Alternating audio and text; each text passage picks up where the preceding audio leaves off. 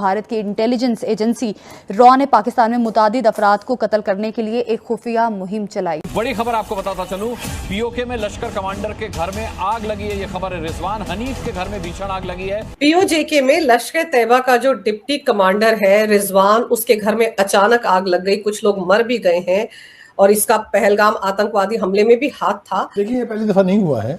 ये हिंदुस्तान जो है गुज़िश्ता कुछ अरसे के दौरान पाकिस्तान में भारत को मतलूब अफराद और साबिक जिहादी कमांडर्स के कत्ल की पै दर पै वारदात। और अभी 2 दिन पहले डेविड हेडली के रिश्तेदार के घर पर आग लग गई थी इस्लामाबाद में।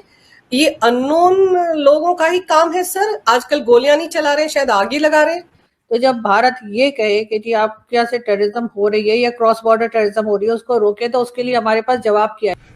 पाकिस्तान के लिए क्या इसमें अलार्मिंग सिचुएशन क्या है अगर खुदा न खास्ता कुछ होता है? कल से इंटरनेशनल मीडिया के अंदर एक चीज़ और एक स्टोरी बहुत ज़्यादा हाईलाइट कर रही है, और वो स्टोरी ये है कि जनाब अमेरिका ने पाकिस्तान के वीज़े बैन कर दिए हैं। I think the highest stakes apart from Iran is Pakistan.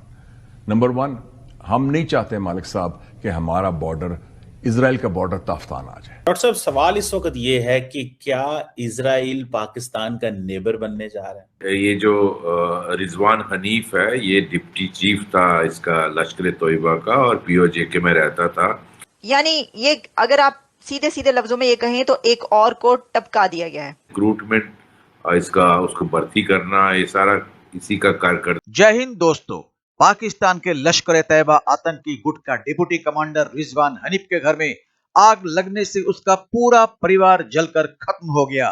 इसी पर पाक मीडिया की बेचैनी और वीडियो के अंत में रिएक्शन अगर आपको सुकून दे तो लाइक और सब्सक्राइब करके कमेंट में अपनी राय जरूर लिखिए। पीओजेके में लश्कर तैयबा का जो डिप्टी कमांडर है रिजवान, उसके घर में अचानक आग लग गई। कुछ लोग मर भी गए हैं और इसका पहलगाम आतंकवादी हमले में भी हाथ था।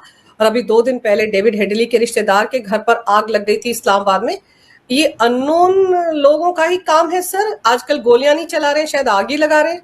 अंजू जी, ऐसा है कि ये जो रिजवान हनीफ है, ये डिप्टी चीफ था इसका लश्कर तोयबा का, और पीओजेके में रहता था। और इसका मेन काम था जो लश्कर और जैश और बाकी तंजीमें हैं उनका आपस में तालमेल रखना, कोऑर्डिनेशन रखना। कहाँ आजकल ये मिलकर हमला करते हैं ना, सारा इनकी एक ही वो यूनिफाइड कमांड है इनकी, जिस तरह हमारी होती थी बहुत साल पहले। तो दूसरा इसका पहलगाम से लिंक ये है कि जो अफगानी था ना, क्या हमजा अफगानी 3 में से एक वो था, तो उसकी शायद रिक्रूटमेंट इसका, उसको भर्ती करना, ये सारा इसी का कारकर्दगी थी। और तैयार करके भेजने में भी इनकी साजिश रहती है। तो ये जो 2 इंसिडेंट आप कह रही हैं, जो इसका घर हुआ, वहाँ आग लगी है और वहाँ सुना है कि इसकी बेटी भी उसमें जिंदा ही जल गई है। तो वो भी इसको बड़ा झटका लगा है। सिर्फ घर नहीं गया, इसके 2 फैमिली मेंबर भी उसमें मारे गए। अभी तक वहाँ की एजेंसीज कहती हैं कि क्या कारण था आग लगने का, ये पता नहीं है। तो इसी तरह जो डेविड हेडली के जो रिश्तेदार का हुआ, वहाँ भी आग लगी अननोन कारणों से, और वहाँ भी काफ़ी डेथ्स हुई हैं। तो लगता है कि जो अननोन गनमैन है पाकिस्तान में, वो आजकल गोलियां खर्च नहीं करना चाहते हैं। शायद आजकल गोलियों की जगह ये आगजनी वाला काम कर रहे हैं। तो हो सकता है गोलियों की कमी हो गई हो, क्योंकि आजकल गोलियों की ज़रूरत बहुत जगह पड़ रही है। आप देखिए, ईरान में ज़रूरत है, इजराइल और यूएसए को ज़रूरत है, तो गोलियों की आजकल कमी चल रही है। तो लगता है गोलियों की कमी हो गई है। जी बिल्कुल सही सर, गोलियों की कमी हो गई, इसलिए ये रास्ता अपनाया जा रहा है। वरना बड़ा अजीबोगरीब इत्तेफाक है, दोनों घटनाएं अलग अलग जगह हो रही है, लेकिन कम से कम वो जो पैटर्न है वो एक जैसा दिख रहा है। तो जब भारत ये कहे कि जी आप क्या से टेररिज्म हो रही है या क्रॉस बॉर्डर टेररिज्म हो रही है, उसको रोके, तो उसके लिए हमारे पास जवाब क्या है? क्या हम जवाब में उनको ये कह सकते हैं, कोई लिस्ट हम दे सकते हैं जो वो दिया करते हैं भारत से लोग कि ये लोग आपके यहाँ हैं और आप इन्हें पाकिस्तान के हवाले करें या आप इनको जेल में डालें या आप ऐसा करें? तो वो लिस्ट तो हमारे पास नहीं है। अब हम अगर अपनी सिर्फ कह लीजिए अपनी बात रखने के लिए, जो कई बार हमारे पैनलिस्ट इंडियन टीवी पे जाकर जब उनसे यही सवाल पूछा जाता है कि आप कोई लिस्ट दे दीजिए, आप बताइए 2-4 नाम बता दीजिए, तो उनके पास वो नाम नहीं होते। तो मुझे ये बताइए कि अगर हम ये इस तरफ नहीं जाएंगे और अगर हम उन्हें बुलाते हैं और हम उन्हें कहते हैं ठीक है हम टेररिज्म पे बात करने के लिए आ रहे हैं, आप हमें बताइए कि यहाँ से कौन लोग हैं जिन्हें के अक्सर लोग जानते ही हैं, यूएन में नाम तक लिखा हुआ है एज अ डेजिग्नेटेड टेररिस्ट, कि अगर हम उनके ऊपर क्या कार्रवाई करें, हम उनको आपके हवाले करें, और अगर हवाले नहीं करना चाहते तो हम यहाँ पर ऐसी क्या सजा दें जिससे आपको यकीन हो जाए कि हम इन लोगों के ऊपर कार्रवाई कर रहे हैं। क्या पाकिस्तान ये कहने को तैयार है? पाकिस्तान तो मानता ही नहीं कि यहाँ से कुछ हो रहा है। पाकिस्तान तो कहता है नहीं, ये सब के सब लोग तो बड़े नेक लोग हैं, ये तो बड़ा काम कर रहे हैं, ये तो बड़ी कश्मीर कॉज के लिए काम कर रहे हैं, कभी क्या कह दिया जाता है। तो जब हम इस किस्म की बातें करेंगे सर, तो वो हमसे क्या बात करने आएंगे? कोई चाय समोसे खाने के लिए तो उन्होंने आना नहीं है। तो अगर हम उनकी जो एक वाहिद डिमांड है, जब हम उसके ऊपर ही कोई बात नहीं कर रहे, तो फिर ट्रेड और बाकी चीजें तो बहुत बाद में आ जाती हैं। नहीं आरजू, इसमें देखिए कमर चीमा जैसे जो लोग हैं, and he is a well informed person, वो ये कहते हैं कि हमारी पॉलिसी जो है बदल गई है। तो ये पुराने वाकयात हैं, अब जो है हमारी इस तरह की कोई इंटेंशन नहीं है। और जनरल मुशर्रफ ने 2004 में प्राइम मिनिस्टर वाजपेयी को ये लिख के दिया था कि हमारी टेरिटरी जो है इंडिया के खिलाफ किसी भी टेररिस्ट एक्टिविटी के लिए यूज नहीं होगी।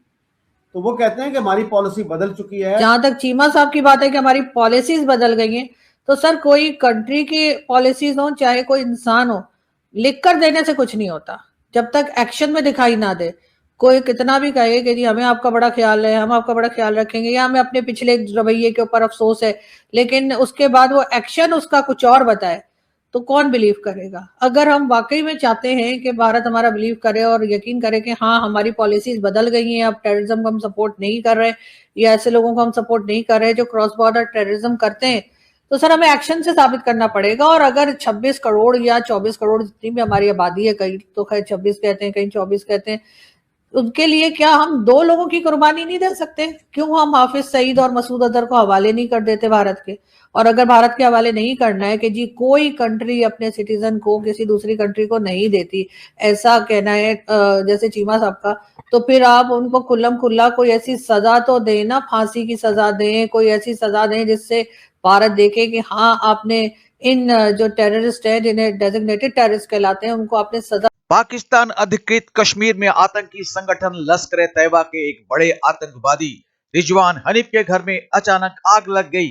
यह आग इतनी भयानक थी कि घर के अंदर मौजूद उसका पूरा परिवार इसी की चपेट में आ गया।